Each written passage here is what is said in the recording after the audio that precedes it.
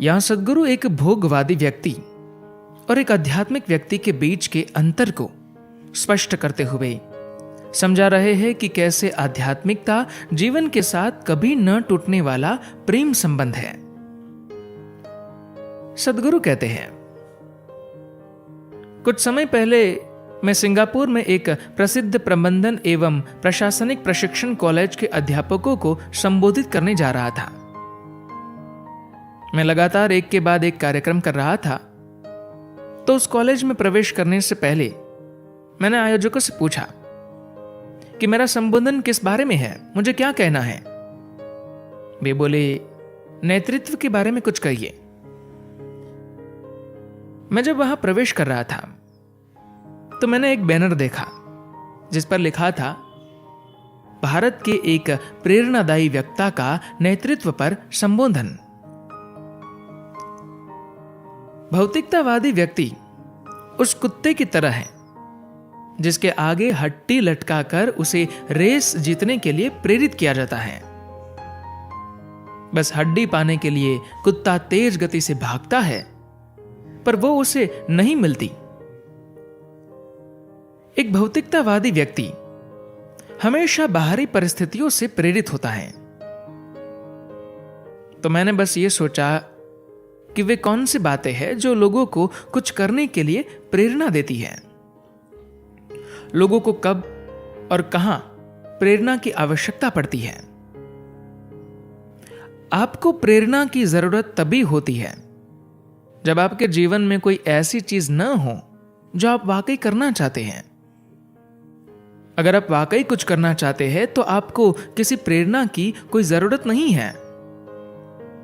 क्या भोजन करने जाने के लिए आपको प्रेरणा की जरूरत होती है?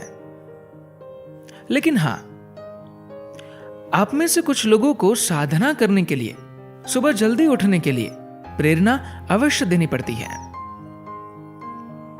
जब लोग बहुत ज्यादा प्रेरित हो जाते हैं तो वे कोई महान कार्य कर सकते हैं या वे बिल्कुल मूर्खतापूर्ण काम भी कर सकते हैं। प्रेरणा हमेशा बुद्धिमानी के साथ नहीं आती। जब हमें कोई अत्यंत उद्देश्यपूर्ण व लक्ष्य केंद्रित काम करना हो तो हमें ज्यादा समझदार, ज्यादा लक्ष्य केंद्रित लोगों की आवश्यकता होती है। ऐसे लोग जिन्हें किसी के द्वारा प्रेरणा दिए जाने की कोई जरूरत ना हो, जो स्पष्ट रूप से जानते हो कि उन्हें क्या करना है। अगर हम में यह स्पष्टता है कि हम क्या करना चाहते हैं तो हम जो चाहते हैं उसे रचने की हमारी योग्यता प्रेरित लोगों की योग्यता से कहीं बेहतर होगी।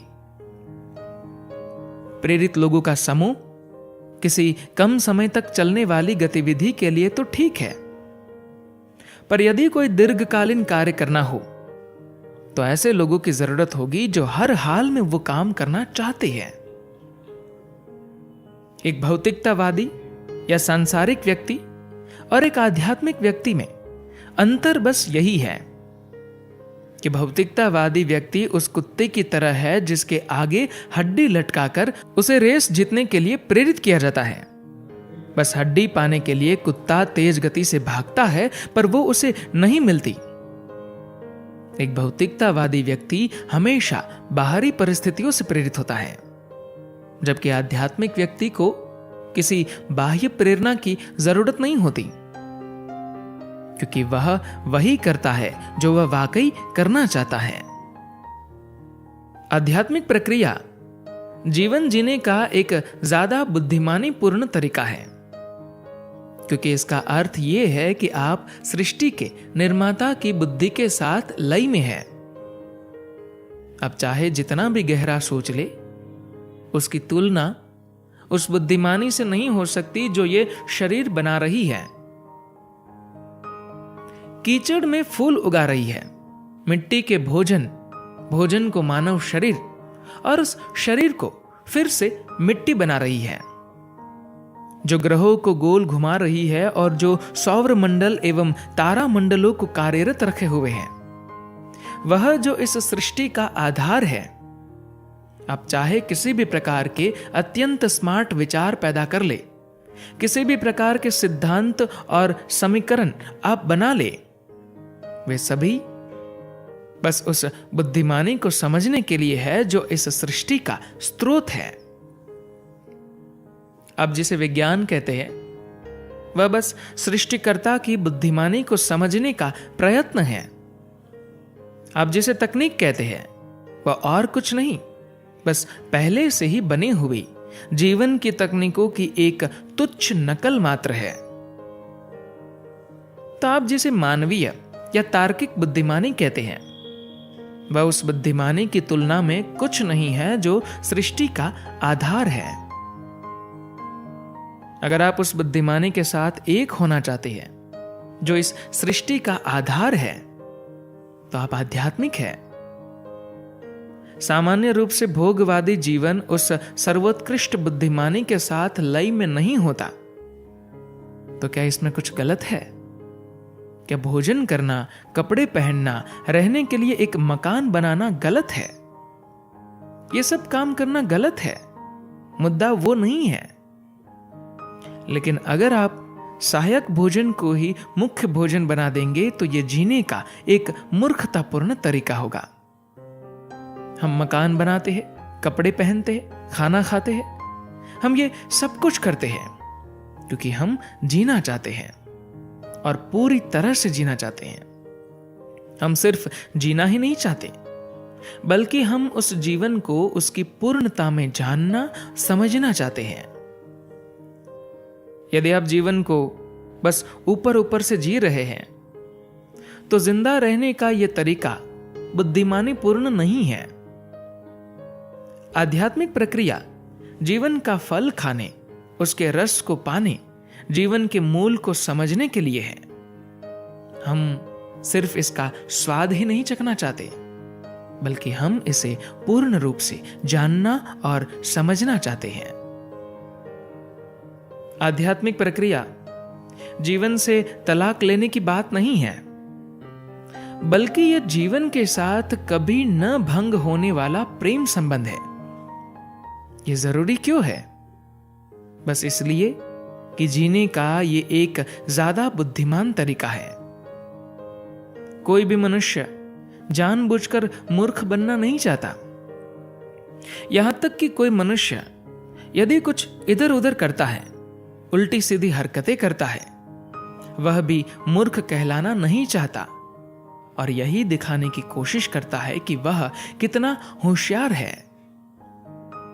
लेकिन अगर आप ये सोचते हैं कि आप सृष्टि की एक अत्यंत विशिष्ट रचना है, आप अगर ऐसा सोचते, महसूस करते और जीवन का अनुभव इस तरह करते हैं जैसे कि इस अस्तित्व में आप बिल्कुल अकेले हैं, तो आपका तथाकथित तर्क आपके विरुद्ध ही काम करेगा। फ्रेंच क्रांति के तुरंत बाद की बात है। फ्रेंच लोगों ने सिर काटने वाली एक मशीन गिलोटाइन बनाई। वह बहुत सफाई से सिर काटती थी। जब ऐसी मशीन बनी तो वे उसका उपयोग भी ज्यादा से ज्यादा करना चाहते थे। तो जब भी उन्हें कोई सिर दिखता तो वे उसे काट डालना चाहते थे। एक दिन वहां 3 लोगों को मारने के लिए लाया गया, एक वकील, एक पादरी और एक इंजीनियर। उन्होंने वकील को तख्ते पर लिटाया, उसके सिर पर टॉप पहनाया और ब्लेड खींचा, लेकिन वो नीचे नहीं गिरा। किसी तकनीकी खराब की वजह से कानून के अनुसार उन्हें उसको तुरंत मारना था और ऐसा नहीं हो सका। तो अब उसको प्रतीक्षा करने की यातना सहनी पड़ी, जिसका मतलब था कि वह उन पर अदालत में मुकदमा कर सकता था। तो उन्होंने उसे जाने दिया। फिर उन्होंने पादरी को तख्ते पर लिटाया और ब्लेड खींचा। फिर भी कुछ नहीं हुआ। अब उन्हें लगा कि यह कोई दैवी इशारा है और उन्होंने उसे भी जाने दिया। अब बारी इंजीनियर की थी और वो बोला कि उसे टॉप पहनाए बिना ही मारा जाए। जब वो नीचे लेटा और उसने ऊपर देखा तो बोल पड़ा, अरे मैं तुम्हें बताता हूं कि इसमें क्या समस्या है। तो आजकल मनुष्य का तर्क इसी तरह से काम कर रहा है। ये उस बुद्धिमानी का विकृत रूप हो गया है जो हमारे अंदर और सबके अंदर सृष्टि का स्रोत है। सब कुछ जिसे आप छूते हैं, खाने के लिए भोजन, सांस लेने की हवा, वो पृथ्वी जिस पर हम चलते हैं और वो सारा आकाश जिसमें हम हैं, हर एक चीज में सृष्टिकर्ता का हाथ है। और इसे हर वह व्यक्ति स्पष्ट रूप से समझ सकता है जो इस तरफ पर्याप्त ध्यान देता है। एक मनुष्य जो सबसे बड़ा काम कर सकता है वो ये है कि वह इस बुद्धिमानी के साथ लय में रहे और यह सुनिश्चित करे कि वह सृष्टिकर्ता के काम को विकृत ना करे। इस तरह क्या मैं अपना जीवन जी सकता हूं? क्या मैं जो चाहता हूं वो कर सकता हूं? आप जो चाहे कर सकते हैं, वो भी सृष्टिकर्ता के काम को विकृत किए बिना। इसके लिए आपको बस सृष्टिकर्ता के काम के साथ लय में होना होगा। यदि आप इसके साथ लय में नहीं हैं, तो आप अपने आप में एक अलग बुद्धिमानी बन जाएंगे। सृष्टि में आपकी ऐसी बुद्धिमानी के लिए कोई स्थान नहीं है। आध्यात्मिक प्रक्रिया में दीक्षित होने का अर्थ यह है कि आप में उस बुद्धिमानी को गति दी गई है जो सृष्टि के निर्माण का स्रोत है।